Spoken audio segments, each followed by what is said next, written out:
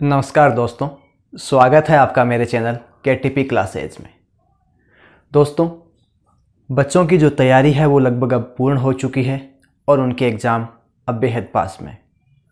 और ऐसे में बच्चों के सामने बहुत समस्याएं जो हैं वो अब आ रही है, क्योंकि इस समय जो है परीक्षा के दबाव से, डिप्रेशन से जो है कई प्रकार की समस्याएं आना बिल्कुल स्वाभाविक है।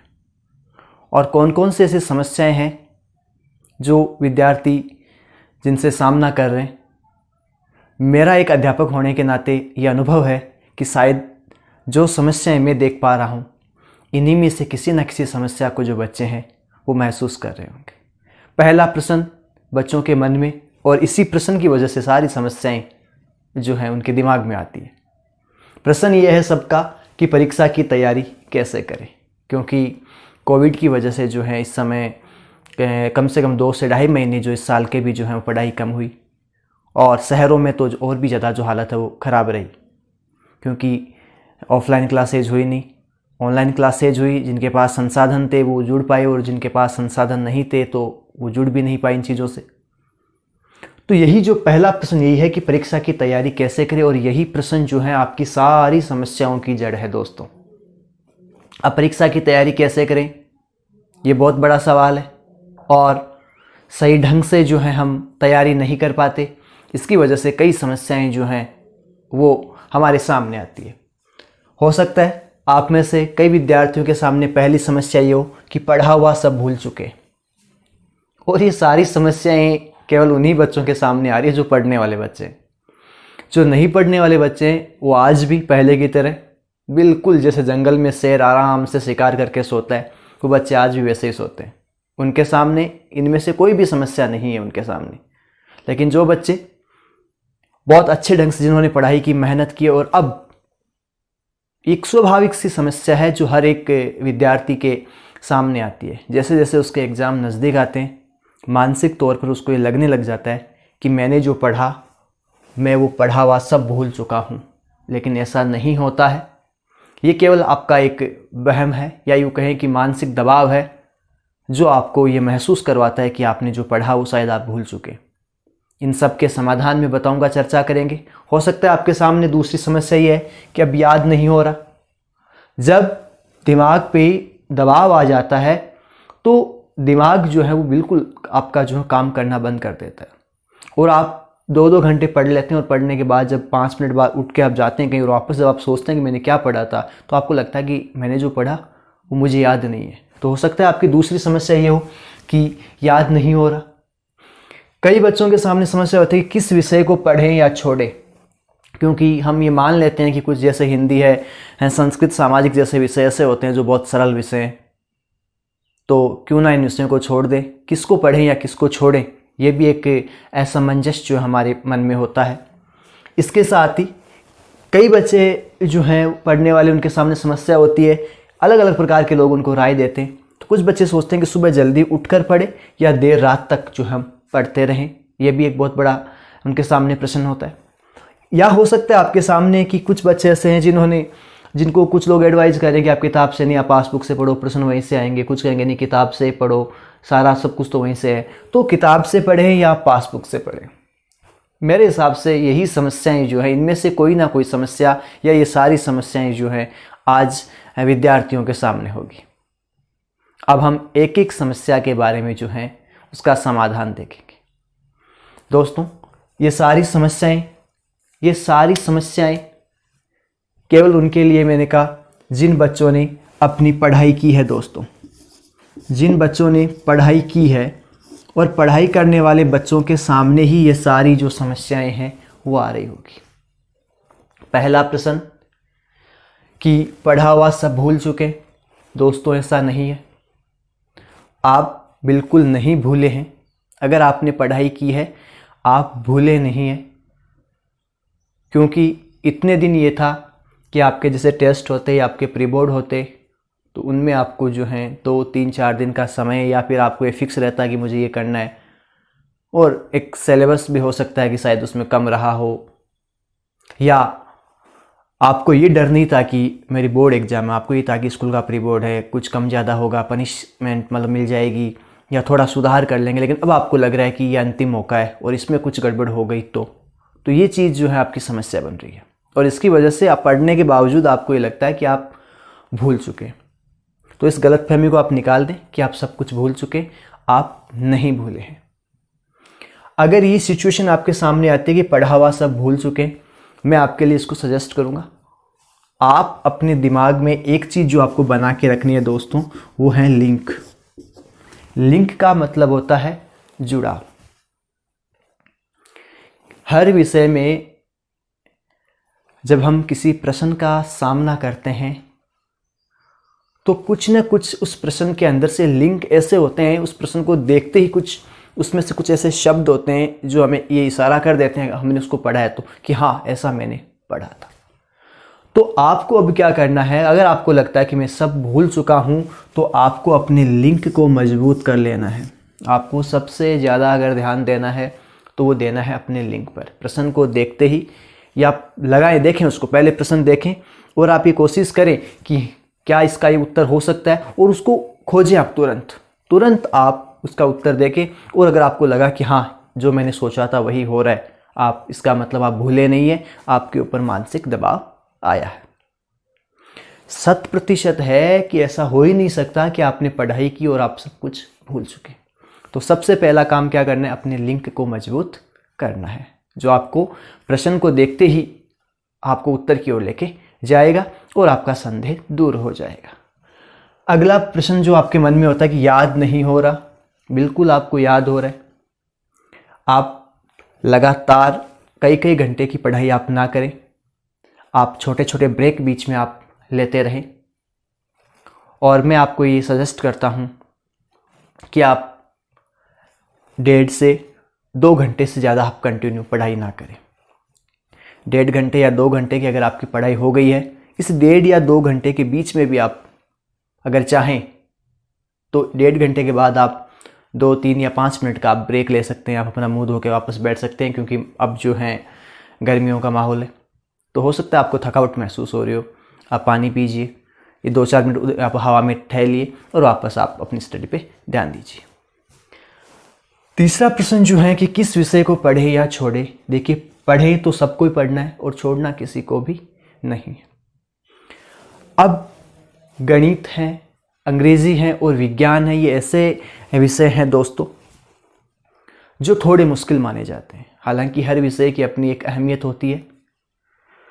अब देखिए दोस्तों, करना क्या है आपको, गणित, विज्ञान और अंग्रेजी, इनको कैसे पढ़े। इससे पहले जो इन सब का उत्तर आपको मैं दूंगा इस अपने चौथे प्रश्न में कि सुबह जल्दी उठें या देर रात तक पढ़ें, तो मैं ये कहूँगा इसको आप शायद मेरे हिसाब से आप इसको भूल जाइए। देर रात तक पढ़ने को आप भूल जाइए। इसकी वजह यह है कि अगर आप देर रात तक पढ़ोगे तो आप सुबह जल्दी नहीं उठ पाओगे। और सुबह जल्दी का फ़ायदा है क्या, मैं ये कह रहा हूँ सुबह जल्दी उठना है, लेकिन बहुत जल्दी यानी बहुत ज़्यादा जल्दी आपको नहीं उठना है। हाँ, आपको जल्दी उठना है, लेकिन ये नहीं कि आप 3 बजे उठ के आप तड़के 3 बजे आप उठ गए। अभी अब सबकी छुट्टियाँ चल रही है, सब बच्चे जो हैं वो घर पे तैयारी कर रहे हैं और स्कूल से फ्री हो चुके हैं। मैं आपको सजेस्ट करता हूँ, अगर आप जल्दी के है विचार में, तो आप 4 बजे आप उठ जाइए। इससे पहले तो कतई ना उठे। या अगर आपको लगता है कि नहीं 4 जल्दी हो रहा है, तो हाँ 5 बजे तो आप उठ ही जाइए, क्योंकि 8-9 बजे तक हल्की सी गर्मी जो है वो शुरू हो जाती है और वहाँ फिर पढ़ने में समस्याएं आती है।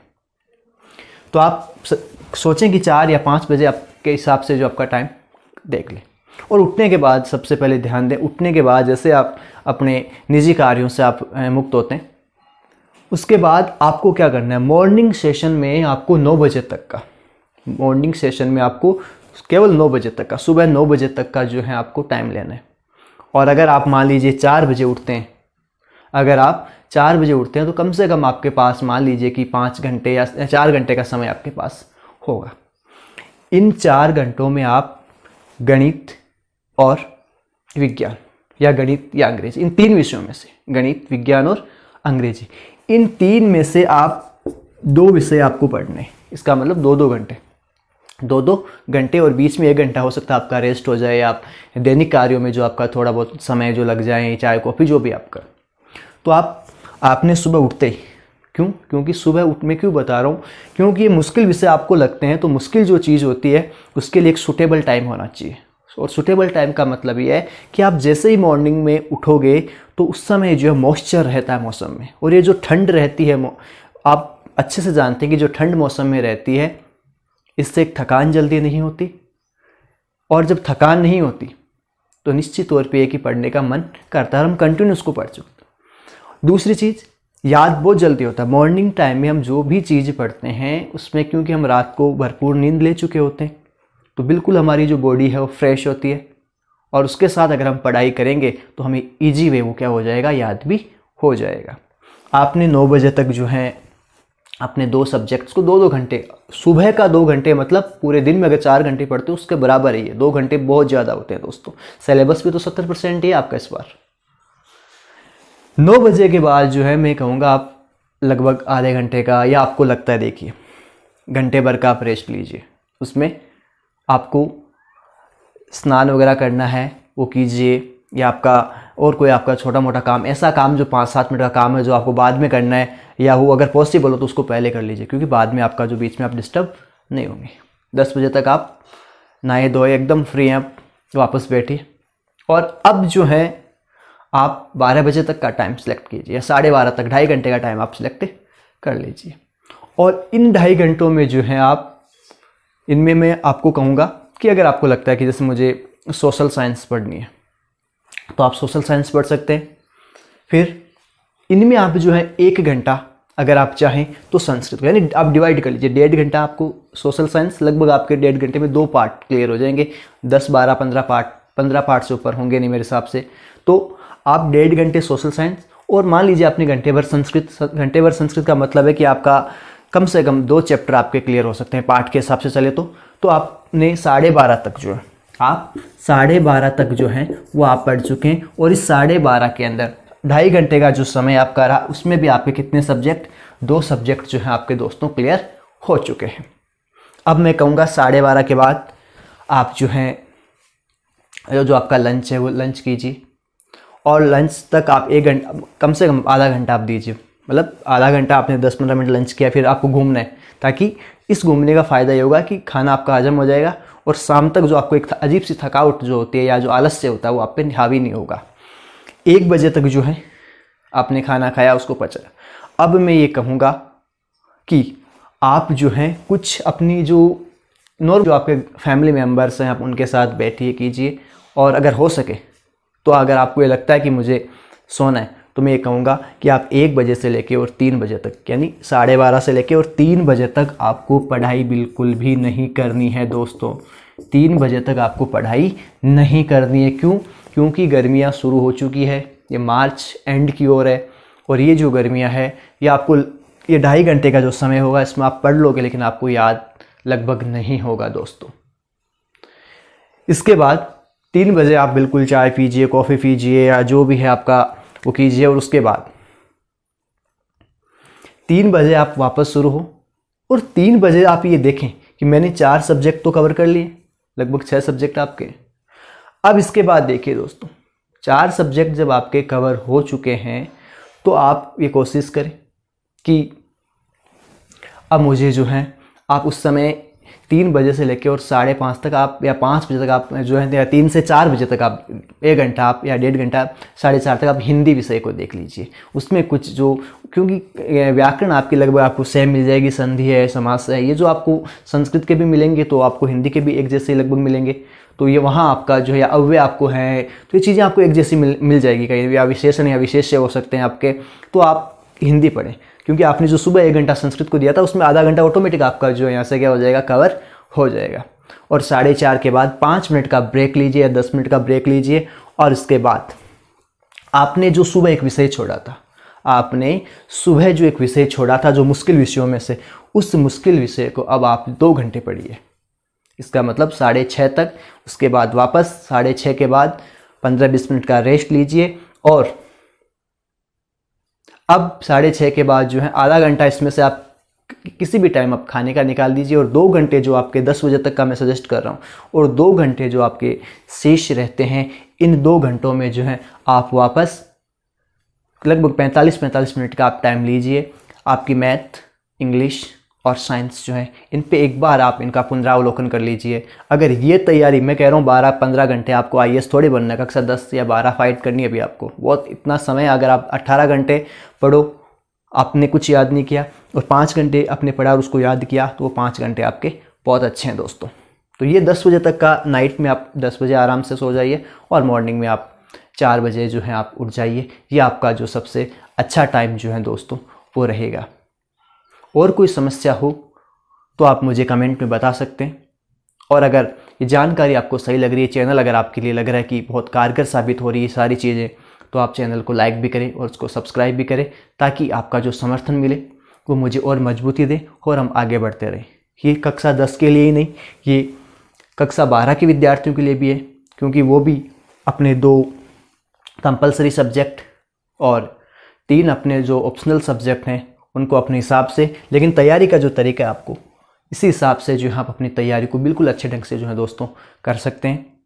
और ये अगर आप तैयारी करोगे, ये 7 या 8 घंटे की जो तैयारी है, ये आपको कम से कम 15 घंटे का जो बेनिफिट है वो देख के जाएगी। क्योंकि केवल पाठ्यक्रम को पढ़ना पूरा नहीं, उसको एक मैनेज करके उसको अच्छे ढंग से पढ़ना जो है वो ज़रूरी होता है दोस्तों। धन्यवाद।